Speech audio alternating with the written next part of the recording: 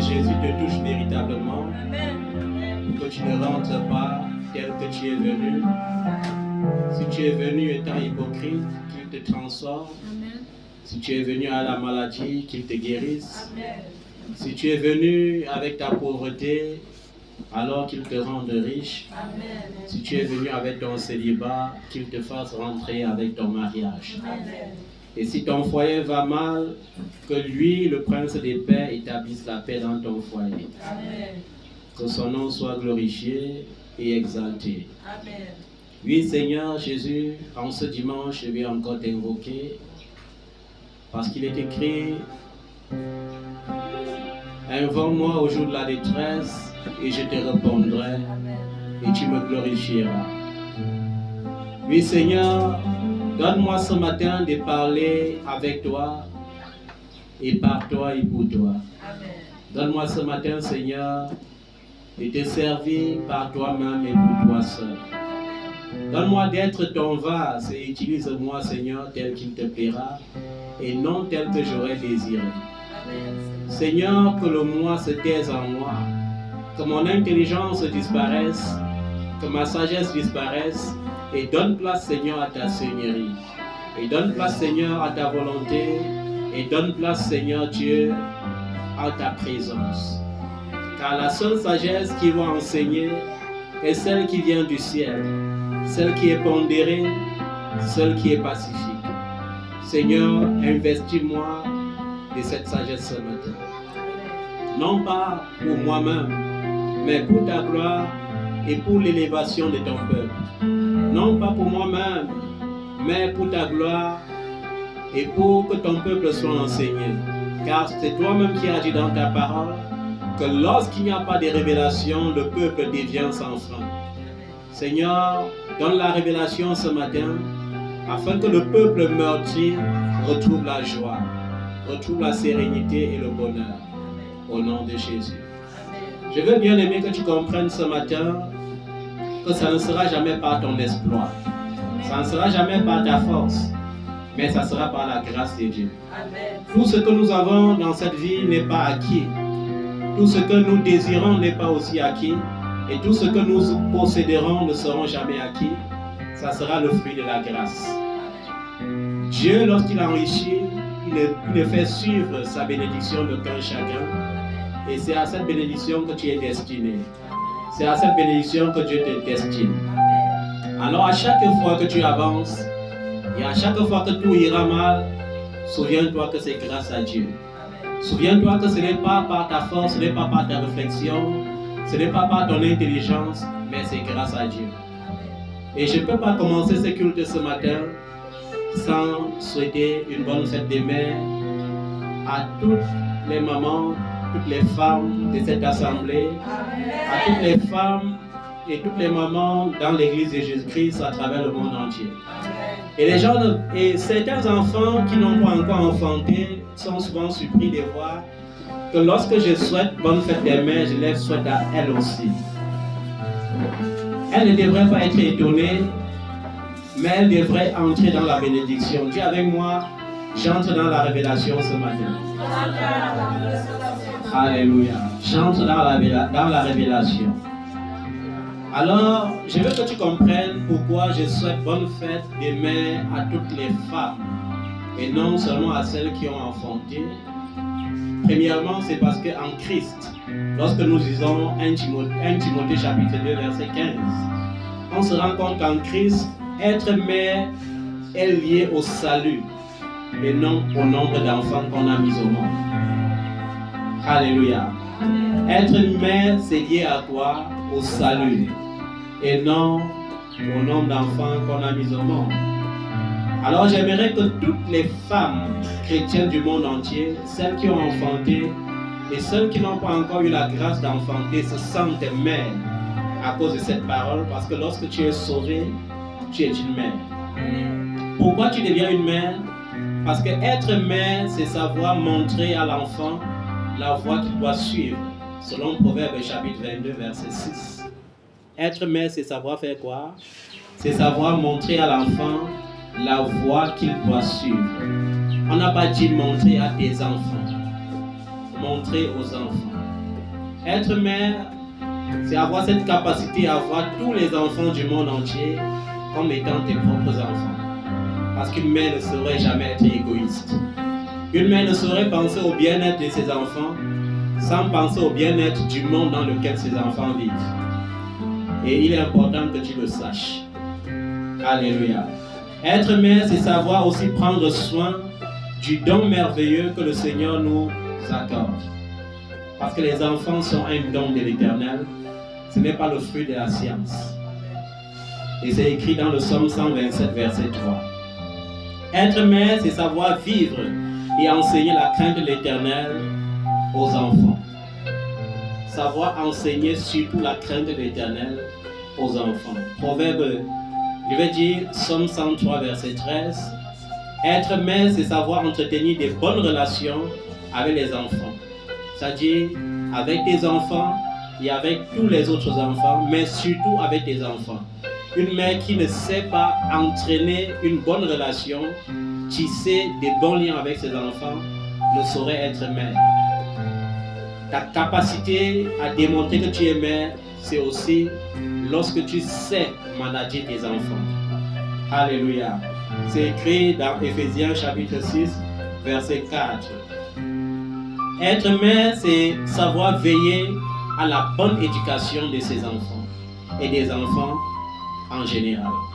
Proverbe 29, verset 15 et Proverbe 19, verset 18.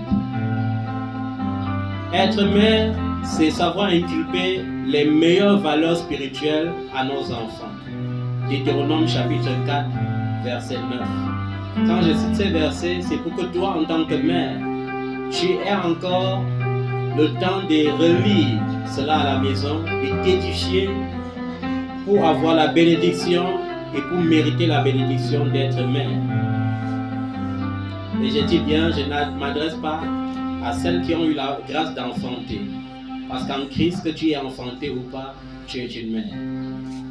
Être mère, c'est savoir accepter tous les enfants. C'est savoir accepter quoi?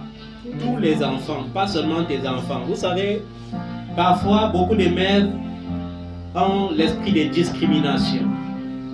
Lorsque tu envoies tes enfants chez elles créent toujours une distinction entre ses propres enfants et les enfants que tu envoies chez elles. Une mère en Christ ne sait pas créer des distinctions. Une mère en Christ, c'est celle qui accepte tous les enfants du monde entier comme étant ses propres enfants.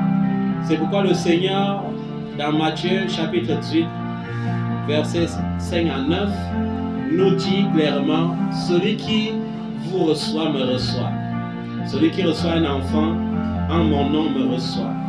Donc il faut que tu aies cette capacité à recevoir tous les enfants du monde entier comme étant tes propres enfants. Et ce n'est pas souvent très facile de le faire. Parce qu'il y a l'instinct naturel qui nous pousse à vouloir nous protéger ceux que nous avons engendrés plus que les autres. Mais en Christ, cette barrière ne devrait pas exister.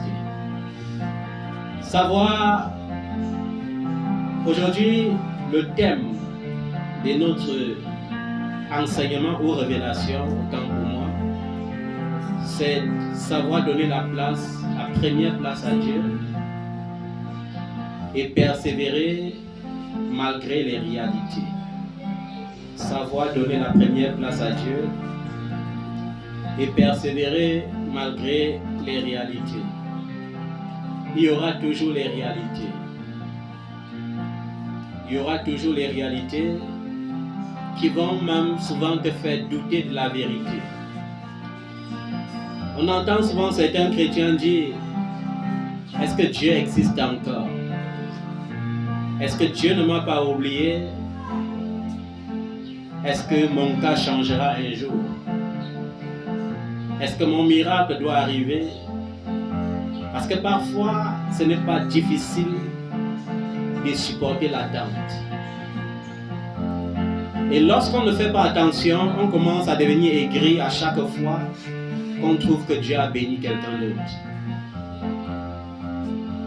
On commence à dire, lorsqu'on annonce le mariage de tel, on commence à être aigri. Lorsqu'on commence à annoncer que tel a accouché, on commence à être aigri. Lorsqu'on commence à dire que tel a reçu un travail bien rémunéré, on commence à être aigri. Lorsqu'on entend que tel a eu son visa, on commence à être aigri. Mais j'ai dit, il faut souvent regarder le divin modèle et suivre le divin modèle. Et je vous ai dit depuis plusieurs années, je vais encore le répéter ce matin, la réalité n'a aucun pouvoir sur la vérité. La réalité ne sera jamais la vérité.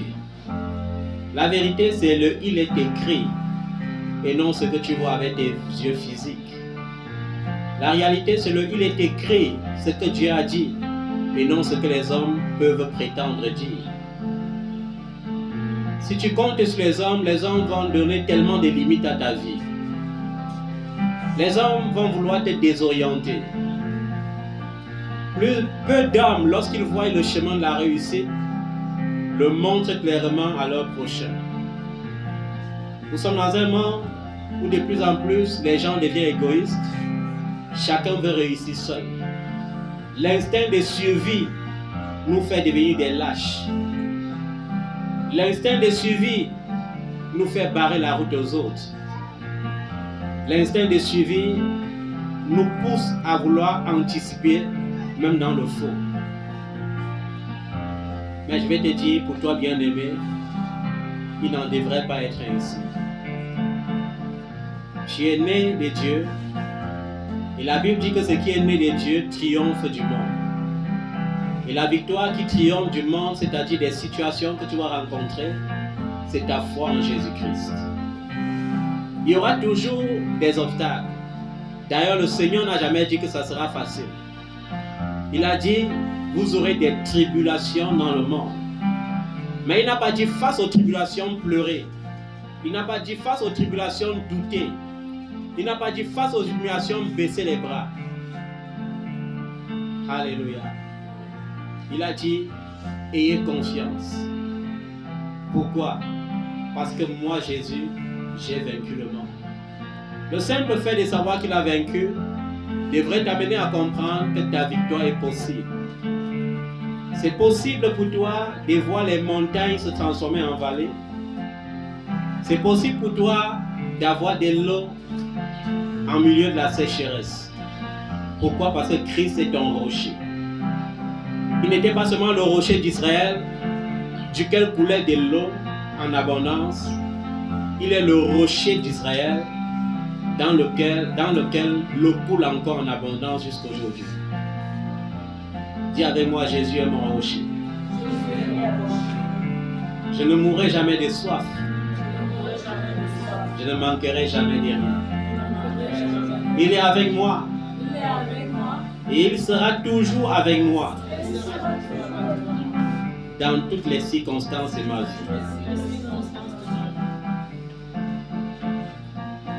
Il y a quelque chose que les gens n'ont pas compris jusqu'ici. De la même manière que la foi est une vertu, ainsi que la patience, la persévérance est une grande vertu. La persévérance. C'est la persévérance qui te fait comprendre que ta vision ne peut pas échouer. C'est ta persévérance qui te fait comprendre que tes projets ne pourront jamais échouer. C'est ta persévérance qui te fait comprendre que tu es un gagnant et non un perdant. Lorsque tu as tout perdu jusqu'à perdre la persévérance, alors tu es fini. Un enfant de Dieu espère en toutes circonstances. C'est pourquoi lorsque l'apôtre Paul parle des lois fondamentales de l'amour, il dit l'amour croit tout. Que veut dire l'amour croit tout? En toutes circonstances de cette vie, un chrétien doit garder et posséder la foi. Est-ce que vous comprenez ça? La persévérance. Je vais prendre l'exemple. Dans nos faibles débuts, dans chaque projet, il y a ce qu'on appelle faible début. Je vais parler, si je parle toujours des projets qui donnent de l'argent, ça ne peut pas vous édifier. Je vais parler par exemple d'un projet de mariage. Lorsque tu rencontres l'homme ou la femme de ta vie, tu n'as pas encore rencontré sa famille. Tu ne connais pas encore l'accueil. Et dans la famille, on peut soit te recevoir, soit te détester, soit te rejeter, soit même te ridiculiser. Et maintenant, si tu n'as pas compris que le mariage, c'est entre deux personnes et Dieu, tu risques d'abandonner tout, alors que tu es encore au stade des fiançailles. Il y a aussi des familles hypocrites que lorsqu'ils voient que leur fils ou leur fille, ou bien dans une famille où le mariage est rare, lorsque tu viens, hypocritement, tout le monde t'acclame. Mais au fond, tout le monde ne t'aime pas. On t'acclame parce qu'on veut aussi que le mariage soit institué dans la famille. Et je vais vous dire, dans chaque circonstance de cette vie, tu auras tout besoin de la persévérance. Au début, parfois, tout semble rose. Après, on voit des sombres nuages envahir les circonstances. Des sombres nuages envahir l'espoir qu'on avait. Et si tu n'as pas l'art de persévérer, tu lâches prise. Un enfant de Dieu ne lâche jamais prise. Il persévère. Persévérer, c'est savoir veiller dans la prière et veiller encore dans la prière. Parce que la seule chose, la seule arme qui transformera ta vie, c'est la prière. Ce n'est pas ton Amen que tu recevras dans l'église chaque dimanche. C'est d'abord ta prière quotidienne. Si tu transformes chaque projet que tu as en prière, tu n'échoueras jamais. Les gens qui échouent sont ceux qui oublient Dieu au départ. Est-ce que Dieu est au départ de chaque projet que tu as, de chaque ambition, de chaque pensée? Est-ce que lorsque tu marques un pas, tu t'assures que Jésus est dans ton pas? Est-ce que tu t'assures que Jésus t'a précédé? Parce que si tu ne t'assures pas, tu rentreras en arrière un jour pour le rechercher. Dieu va occuper la première place. Il va faire le pas avant que tu ne mènes le pas. Et c'est très important. J'espère que je parle aux oreilles qui sont attentives et qui ne sont pas sourdes. Fais de Dieu ta priorité et tu deviendras la priorité de Dieu. J'aime les psaumes de David lorsque David dit: fais de l'Éternel tes délices et il te donnera ce que ton cœur désire. Parce que lorsque l'Éternel devient tes délices, tes pensées deviennent les pensées de Dieu. C'est-à-dire que chaque ambition que tu penses est reliée directement à la bénédiction. C'est pourquoi Dieu se sent obligé de te donner. Mais un chrétien charnel fait de ses ambitions ses délices. Et par conséquent, ça suscite les insomnies, ça suscite les inquiétudes, ça suscite la panique. Alors qu'en Christ, on se sent rassuré. Recommande ton sort à l'Éternel. Et on n'a pas dit recommande seulement ton sort à l'Éternel. Le sort, c'est quoi? C'est dire à Dieu exactement ce que tu ressens. Il ne faut pas avoir honte ou peur d'exprimer ses émotions devant le Seigneur. Il y a des moments où je m'enferme dans la présence de Dieu, loin du bruit du monde, et je pleure amèrement parce que c'est ce que mon cœur ressent. Je montre à Dieu ce que je ressens. Alléluia. Il y a aussi des jours où je m'enferme dans la présence de Dieu et je savoure des délices, des joies avec Dieu. Et c'est ce que mon cœur ressent à cet instant-là. Recommander son sort à l'Éternel veut dire exprimer ton ressenti